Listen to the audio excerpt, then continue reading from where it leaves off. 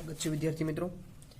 ફિઝિક્સના chapter number 2માં આજે આપણે 22મો part, છેલ્લો પાર્ટ છે આ ચેપ્ટરમાં, સ્વાધ્યાય દાખલા જે પૂરા કરીશું. તો સ્વાધ્યાયનો આપણે 2.20 ગણીએ કે આપણા સૂર્યમંડળમાં નજીકનો તારો 4.29 પ્રકાશ વર્ષ 4.29 પ્રકાશ વર્ષ લાઇટ યર રેડી દૂર છે. પાર્સેકમાં આ અંતર કેટલું હશે? બીજું, સૂર્યની આસપાસ પોતાની ભ્રમણકક્ષામાં 6 મહિનામાં અંતરાલમાં પૃથ્વીના 2 સ્થાનો પરથી આ તારાને જોવામાં આવે છે.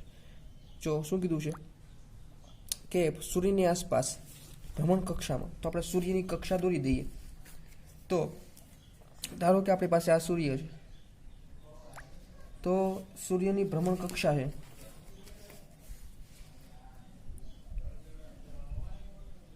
આ સૂર્યની ભ્રમણકક્ષા છે, તેમાં 6 મહિનાના અંતરાલમાં, તો 6 મહિનામાં અહીંયા હોય અને 6 મહિનાના અંતરાલમાં અહીંયા હોય, તો આ સ્ટાર જે છે એને જોવામાં આવે છે.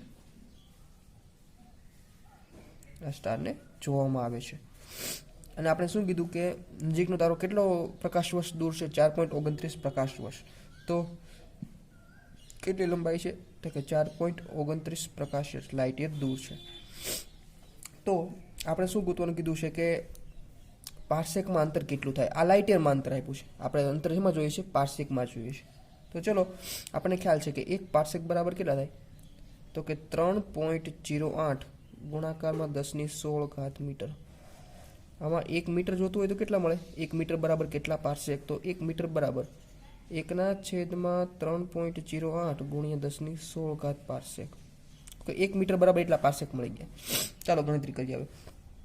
તો કે લંબાઈ કેટલી આપી છે? લંબાઈ તો કે 4.29 પ્રકાશ વર્ષ લાઇટ યર આપી છે. અને 4.29 અને 1 પ્રકાશ વર્ષ બરાબર કેટલા થાય? તો કે 9.46 ગુણાકારમાં 10⁻15 મીટર. અંતર એમાં છે મીટરમાં છે, આપણે જોઈએ છે અંતર શેમાં જોઈએ છે? પાર્સેકમાં જોઈએ. તો 1 મીટર બરાબર કેટલા પાર્સેક થાય? આપણે ગોતી લીધું છે અહીંયા. તો એ 4.29 ગુણ્યા 9.46 ગુણ્યા 10⁻15 અને 1 મીટર બરાબર કેટલા પાર્સેક થાય? તો કે 1ના છેદમાં, તો છેદમાં આપણે 3.08 ગુણ્યા 10⁻16 વડે ભાંગી નાખીએ એટલે આપણે પાર્સેકમાં અંતર મળી જાય. તો લાઇટ અંતર કેટલું મળ્યું? તો આપણે લગભગ મળશે 1.138 પાર્સેક. તો 1.32 જેવું મળ્યું ને, 1.138 એટલે 32 જેવું આપણને 1.32 પાર્સેક અંતર મળી ગયું. ચાલો પછી બીજું શું કીધું છે કે પૃથ્વીના 2 સ્થાનો પરથી આ તારાને જોવામાં આવે છે. તો કોણ કેટલું અંતરાશે? કોણ જોઈએ છે? ચાલો આપણે અહીંયા આ કોણ અંતરાય છે જોઈ લઈએ. આ ખૂણો કેટલો છે? ધારો કે થીટા છે. એવી રીતે આ ખૂણો પણ કેટલો થાય? થીટા થાય. ટોટલ ખૂણો કેટલો થાય? 2 થીટા. રેડી? તો આપણે કોણ કેટલો રચાય છે? તો કોણ રચાય છે 2 થીટા કોણ રચાય છે. હવે થીટા કેટલો છે આપણે જોવો છે. મિત્રો આપણને ખ્યાલ છે કે આ 1.29 પ્રકાશ વર્ષ અંતર છે, એના બરાબર આપણને કેટલા પાર્સેક મળ્યા? તો કે 1.32 પાર્સેક. કેટલા મળ્યા? 1.32 પાર્સેક મળ્યા અંતર. ઓકે. ને આપણને ખ્યાલ છે પાર્સેક એટલે શું થાય? તો કે પાર્સેક એટલે શું થાય? તમને પાછું એકવાર કહી દઉં. પાર્સેક એટલે 1 સેકન્ડનો ખૂણો રચાતો હોય, 1 સેકન્ડનો ખૂણો રચાતો હોય ચાપ વડે, તો એને આપણે અંતરને કેટલું કહીએ? 1 પાર્સેક કહીએ. 1 પાર્સેક એટલે 1 સેકન્ડનો ખૂણો. તો અહીંયા કેટલા પાર્સેક છે? 1.32 પાર્સેક છે. તો આ ખૂણો કેટલો હોય? 1.32 પાર્સેક.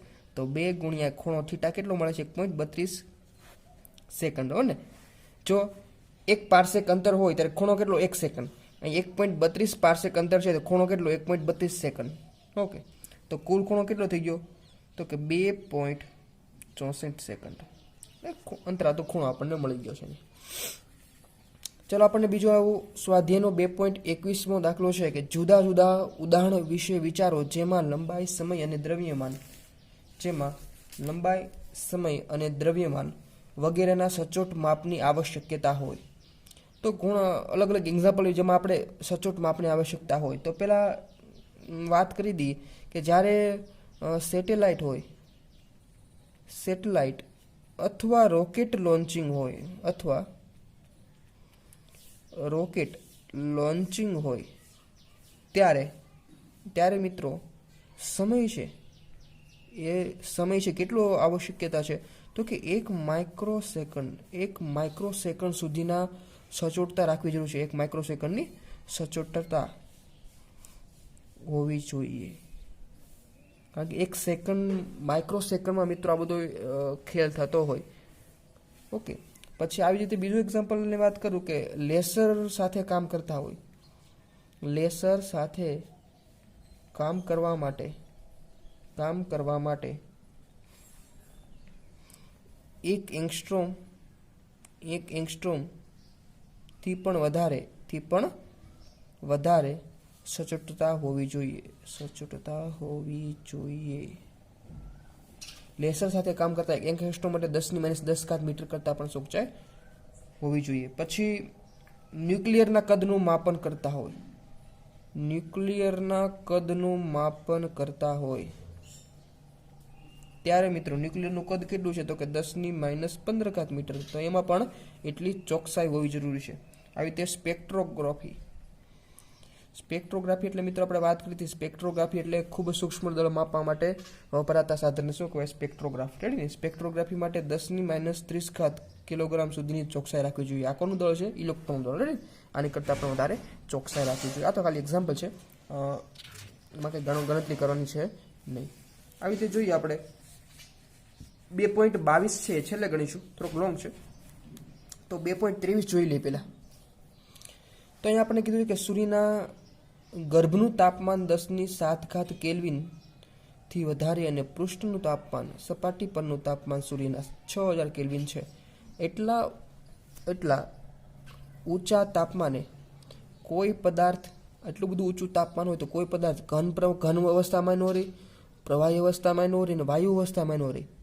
તો સૂર્યની અંદર જે દળ ઘનતા છે, સૂર્યની અંદર જે દળ છે એ કયા સ્વરૂપમાં હશે એ આપણે કહેવાનું છે. સૂર્યનું દળ આપ્યું છે આપણને અને ત્રિજ્યા આપી છે. ચાલ આપણે સૂર્યની ઘનતા ગોતી લઈએ. સૂર્યની ઘનતા બરાબર શું થાય તો કે દળના છેદમાં કદ. સૂર્યનું દળ કેટલું આપ્યું છે તો કે 2×10⁻30 કિલોગ્રામ. અને એની કદની વાત કરીએ. કદ કેમ મળે મિત્રો? સૂર્ય છે ઘનગોળો છે, એનું કદ કેટલું થાય તો કે 4/3 πr ક્યુબ. 4/3 πr cube. તો 3 ઉપર જશે તો 2×10⁻30. આ 3 ઉપર જાય તો ગુણાકારમાં 3 છેદમાં અહીંયા 4 × π છે 3.14 છે અને ત્રિજ્યા કેટલી આવી છે તો કે 7×10⁸ એનો ઘન. તો આપણને સૂર્યની ઘનતા કેટલી મળે છે તો સૂર્યની ઘનતા મળે છે 1.4 ગુણાકારમાં 10⁻³ કિલોગ્રામ પ્રતિ મીટર ક્યુબ. આને આપણે ફેરવ્યું હોય ગ્રામ પ્રતિ સેન્ટીમીટર ક્યુબમાં તો 1.4 ગ્રામ પ્રતિ સેન્ટીમીટર ક્યુબ. તો અહીંયા જો આપણને સૂર્યની ઘનતા 1.4 મળી. આપણને ખબર છે પાણીની ઘનતા કેટલી છે? પાણી એટલે પ્રવાહી. રેડી ને? પાણીની ઘનતા કેટલી હોય તો કે 1 ગ્રામ પ્રતિ સેન્ટીમીટર ક્યુબ. તો જો પાણીની ઘનતા કરતાં સૂર્યની ઘનતા, દ્રવ્યની ઘનતા કેવી છે? વધારે છે. રેડી? એટલે વાયુની ઘનતા કેટલી હોય? પાણીની ઘનતા કરતાં ઓછી હોય ને. પ્રવાહીની ઘનતા કરતાં વાયુની ઘનતા કેવી? ઓછી હોય. તો મતલબ આ ઘનતા કોની નજીક છે? એક તો પાણીની ઘનતાની નજીક છે ને બીજું ઘન પદાર્થની ઘનતાની નજીક છે. તો કહી શકાય કે સૂર્યની અંદર ઘનતા છે એમાં દ્રવ્ય કયા સ્વરૂપમાં હશે? કાં તો પ્રવાહી અને ઘન સ્વરૂપમાં હશે. તો કહી શકાય કે સૂર્યની દળ નું દ્રવ્ય એ પ્રવાહી અને ઘન સ્વરૂપમાં હશે. ઓકે, પણ વાયુ સ્વરૂપમાં હશે નહીં, કારણ કે વાયુની ઘનતા નથી અહીંયા આવતી. રેડી ને? અને આ સ્વરૂપ ક્યાં શું કયું? પ્રવાહી અને ઘન સ્વરૂપ કયું? તો કે આ સ્વરૂપને શું કહેવાય? આ સ્વરૂપને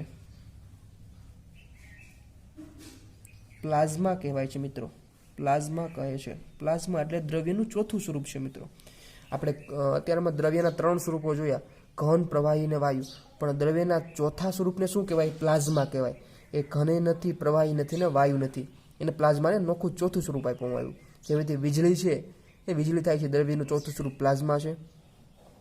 અહીંયા પ્રવાહીને સૂર્યની અંદર જે દ્રવ્યમાન છે એ પણ પ્લાઝમા સ્વરૂપે છે. તો પ્લાઝમા દ્રવ્યનું કેવું સ્વરૂપ છે? ચોથું સ્વરૂપ છે. જે રીતે આપણે ખ્યાલ હોય કે મોટા ઊંચા પહાડો એમાંથી લાવારસ બહાર નીકળે છે જમીનમાંથી, તો લાવારસ છે એ પણ દ્રવ્યનું કેવું સ્વરૂપ છે? ચોથું સ્વરૂપ છે, એમ પ્લાઝમા સ્વરૂપ કહેવાય ને. હવે 2.24 જોઈ લઈએ. જુપિટરથી પૃથ્વી 824.7 મિલિયન કિલોમીટર દૂર છે. મિલિયન કિલોમીટર દૂર છે. તેના કોણીય વ્યાસનું માપ 35.72 સેકન્ડ છે. તો જુપિટરનો વ્યાસ કેટલો થાય? તો જો એ થીટા કેટલો આપ્યો છે? તો કે 35.72 સેકન્ડ આપેલો છે. એને આપણે ફેરવીએ તો 35.72 1 સેકન્ડ એટલે કેટલા થાય રેડિયનમાં? તો 4.85 ગુણ્યા 10⁻6. ચાલો પછી આપણે અંતર આપ્યું છે, કેટલું આપ્યું છે? તો કે અંતર આપણને આપ્યું છે કેટલું? 824.7 મિલિયન છે કિલોમીટર. તો એને આપણે ફેરવી નાખીએ તો 10⁶ કિલોમીટર. 1 મિલિયન એટલે 10⁶. ઓકે, ચાલો આપણે હવે શું ગોતવાનું છે? જુપિટરનો વ્યાસ એટલે સ્મોલ ડી ગોતવાનો. આના વિશે આપણે સૂત્ર તો ખબર છે. થીટા ઇઝ ઇક્વલ ટુ શું થાય? તો કે સ્મોલ ડી ના કેપિટલ ડી. સ્મોલ ડી ને કરતા બનાવીએ તો થીટા ઇન્ટુ ડી. થીટા કેટલો છે? 35.72 ગુણાકારમાં 4.85 ગુણ્યા 10⁻6 ગુણાકારમાં ડી છે. ડી કેટલો છે? તો કે 824.7 ગુણાકારમાં 10⁶. તો જવાબ આપણને કેટલો મળશે? લગભગ 1.429 ગુણ્યા 10⁵ કિલોમીટર. તો આપણને અહીંયા ઘરે બેઠા બેઠા જુપિટર એટલે ગુરુ ગ્રહનો વ્યાસ મળી ગયો. કેટલો મળ્યો? 1.429 ગુણ્યા 10⁵ કિલોમીટર. ઓકે, હવે આપણે આ ચેપ્ટરનો લાસ્ટ દાખલો બાકી છે, ગણી લઈએ. ખૂબ જ સરસ મજાનો છે.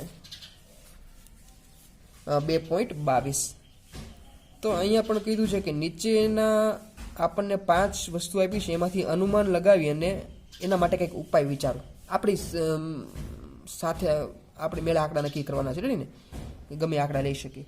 તો પહેલો ઓપ્શન લઈએ. અહીંયા શું કીધું છે કે વર્ષા ઋતુના સમયમાં ભારત પર છવાયેલ વરસાદી વાદળાનું દ્રવ્યમાન.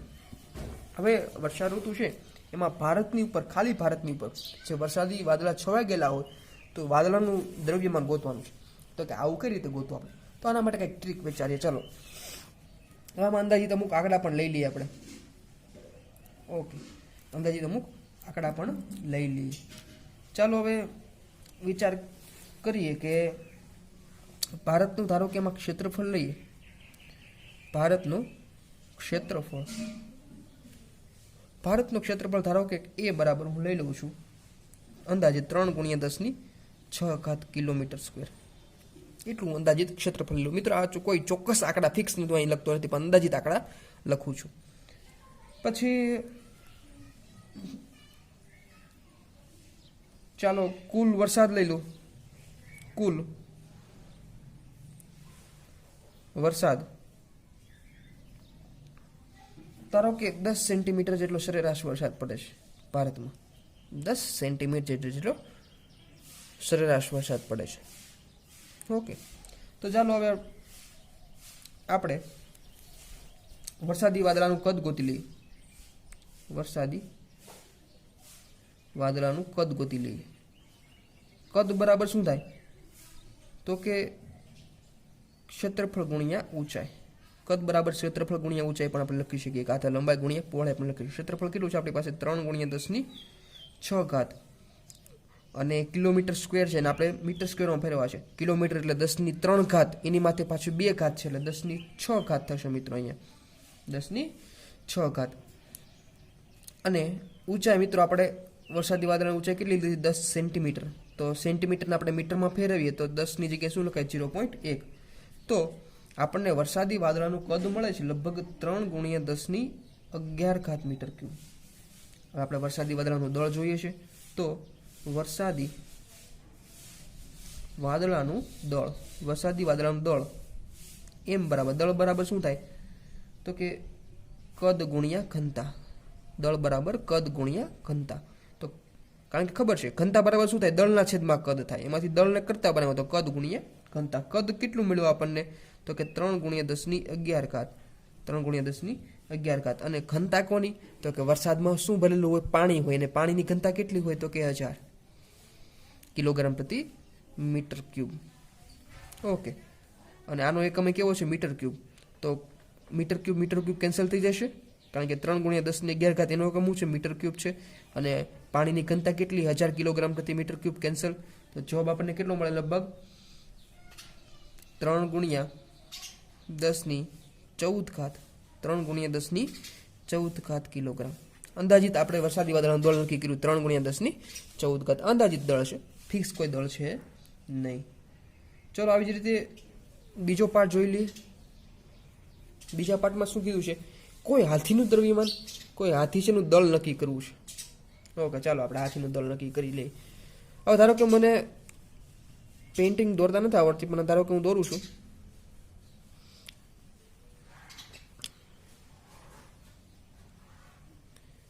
આ અંદર મારી પાસે હાથી છે. રેડી?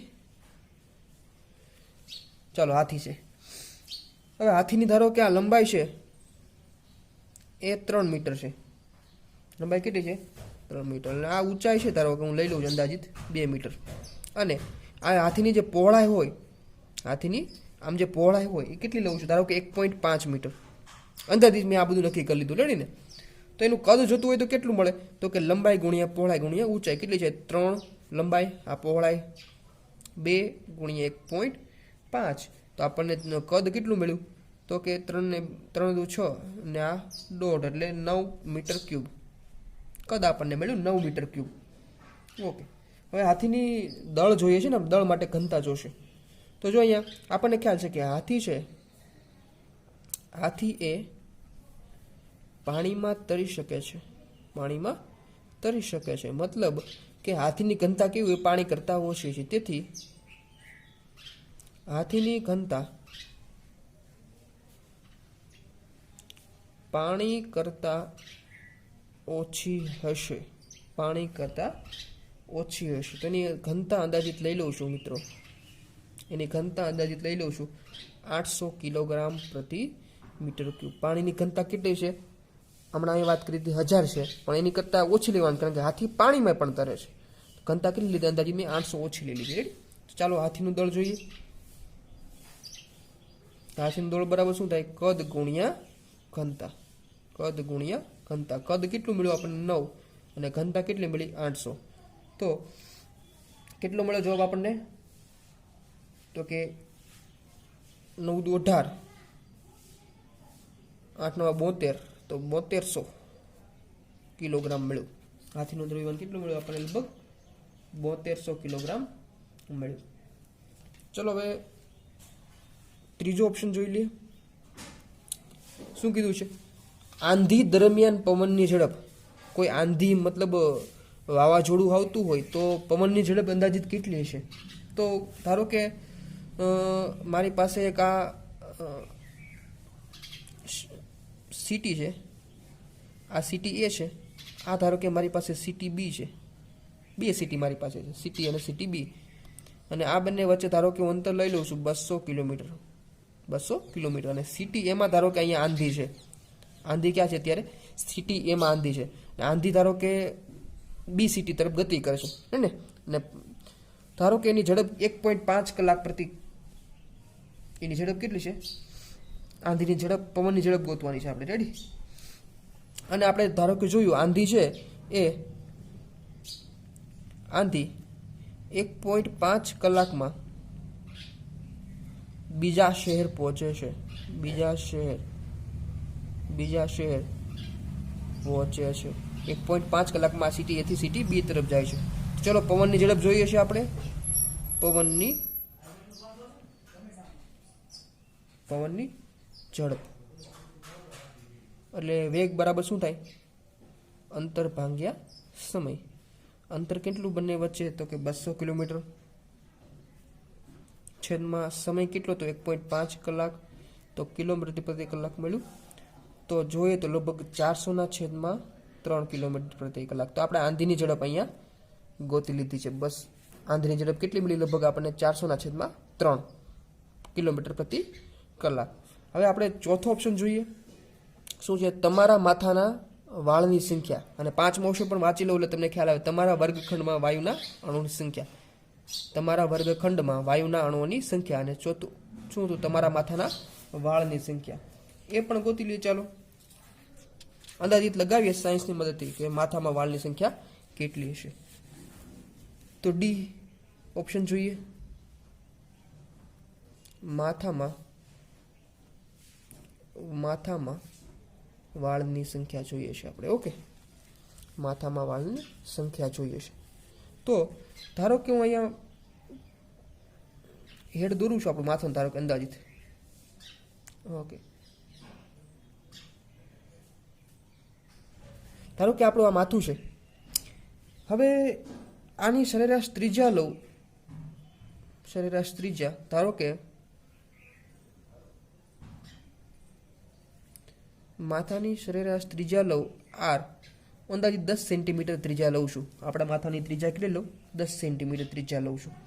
અને ઉપરનો જે આ અર્ધગોળાકાર ભાગ છે, ઉપરનો જે આ અર્ધગોળાકાર ભાગ, તો ધારો કે અર્ધગોળાકાર ભાગમાં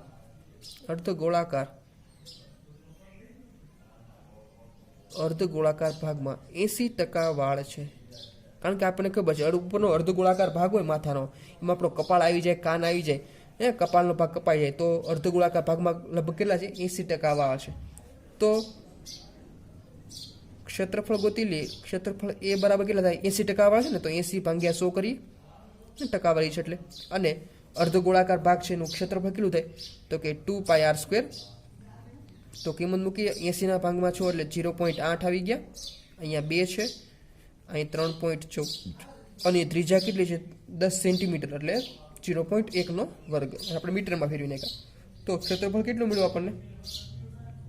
લગભગ 5×10⁴ મિલીમીટર સ્ક્વેર. ક્ષેત્રફળ કેટલું મળ્યું? 5×10⁴ મિલીમીટર સ્ક્વેર. ઓકે, તો હવે આપણે વાળની સંખ્યા જોઈએ છે. ધારો કે હું લઉં છું કે આ 1 મિલીમીટર બાય 1 મિલીમીટરનો ટુકડો લઉં. આ બાજુ પણ 1 મિલીમીટર 1 મિલીમીટર, તો 1 મીટર સ્ક્વેરનું મેં એક ક્ષેત્રફળ લીધું. અને આમાં ધારો કે 8 વાળ છે. 1 મિલીમીટર સ્ક્વેરના ટુકડામાં આપણું માથામાં ધારો કે 1 મિલીમીટરનો ધારો કે ટુકડો લઉં, એમાં ધારો કે અંદાજિત ધારો કે કેટલા વાળ છે? 8 વાળ છે. 8 વાળ હોય તો 1 મિલીમીટર સ્ક્વેરમાં 8 વાળ હોય તો કુલ કેટલા વાળ હોય? તો કે ક્ષેત્રફળ કેટલું છે? 5×10⁴. એમાં 1 મિલીમીટરમાં કેટલા? 8 વાળ છે. તો 8 × 5 = 40. તો 40 ગુણાકારમાં 10⁴ વાળ. તો 4×10 આ માથે જ રહી દઉં 5 તો 4×10⁵ આપણા માથામાં લગભગ વાળ હોય. 4×10⁵ વાળ હોય, અંદાજિત આપણે વાત કરીશું. પછી 5મો ઓપ્શન હતો આપણી પાસે કે ઓરડામાં શું હતું? ઓરડામાં આપણે અણુઓની સંખ્યા, ઓરડામાં